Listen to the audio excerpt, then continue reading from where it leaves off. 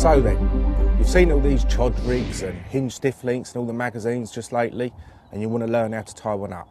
Well, both of them use pretty similar components. And to start off with, we're going to use the lead core, and that's important for both rigs really. This is £45, and that's the original one. That's my favourite colour.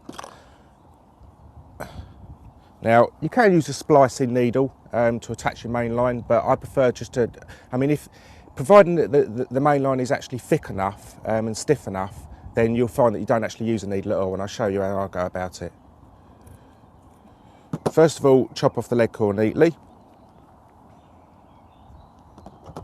And then with a lighter,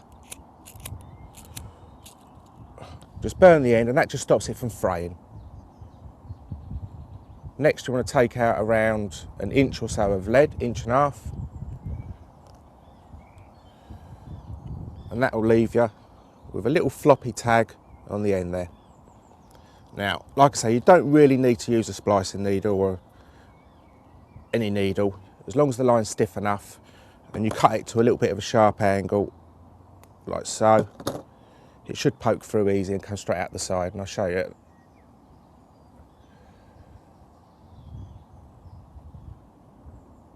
There you go. Push it until it meets the lead, give it a little bit of a twist, straight through the side, no need for a needle.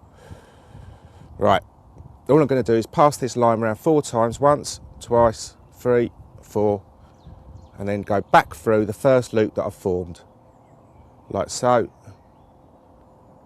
And like any knot, before you tighten it down, always give it a little wetten first. And then holding both materials, both ends of line, tighten them together at the same time. And slide that knot down, you know, it just helps it tighten up a little bit neatly rather than bunching up over the top of each other. There you go. Mega strong. Been using lead core for probably 15 years now, you know, and tying that same knot, and I've honestly never had it go, so ever so strong. And another thing that's really important here is because that knot is actually bedded down on the section without the lead in, you can see it's all one diameter, and that's important when it comes to like the bead and everything sliding off the end. So safe and ever so strong. Now, it's up to you how long a leader you use. I prefer to use around 6 foot. That's about so long.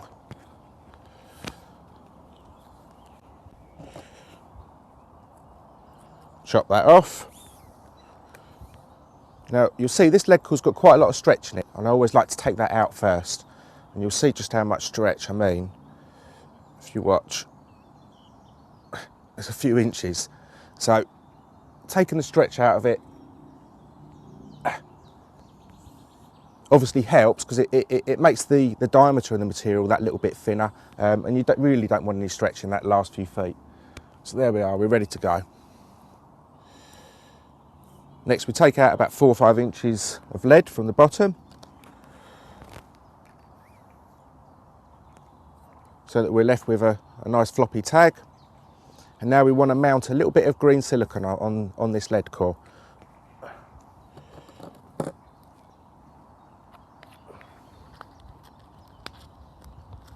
Don't too much, probably about, I don't know, just under 1 centimetre.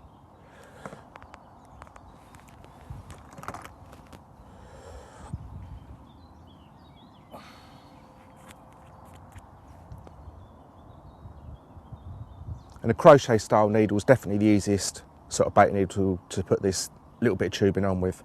And all I'm going to do is just pull it straight onto the lead core. Nice and easy.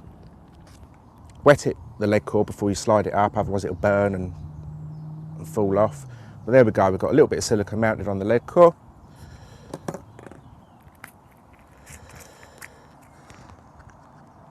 Next we want a little rubber bead. These are 5mm ones, and the bore on these is perfect, so that it's just about tight enough to hold on the silicone, but it will pull off and come off above it if it needs to.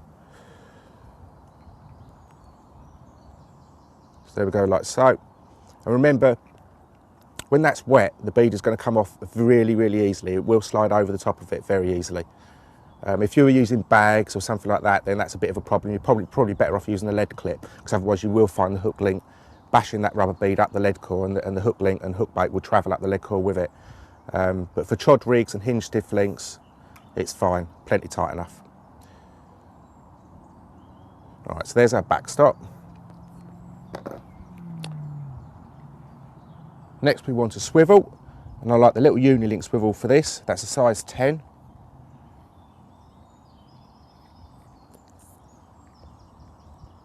And you slide that onto the lead core through the big section, through the big O-ring, like so. Want another little rubber bead. I keep those here in my little clam box.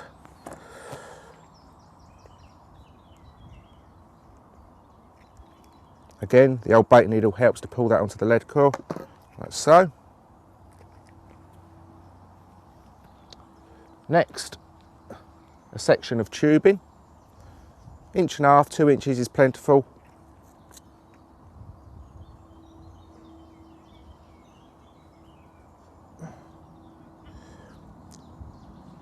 And that goes on next, and I'll show you what that's for in a second once I've tied the lead on. Now with these chod rigs, I'll always say use as smaller lead as you can get away with. If I was using like a size 6 or a size 5 stiff rigger, I'd be happy to go down to a 1 ounce lead. I really would if I was fishing close in. At the moment I'm going to tie this up with a size 4 because I'm fishing for a real big one in this lake. So obviously bearing in mind you've got a bigger hook on, really it makes sense to use a slightly heavier lead in order to pull that hook home a little bit further. So I'm going to put 1.5 ounces on. A little bit of old braid on there I'll chop off. Make the end of that neater. Now again, you can muck around and splice this if you really want to, but I've been tying this knot for a long time and I've never ever had it go, and it's literally a simple blood knot.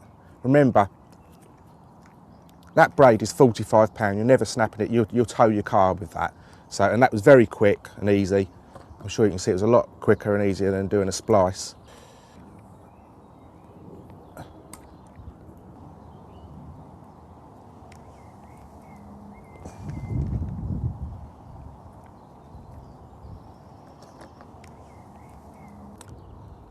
And then you slide your little bit of silicone on top of it.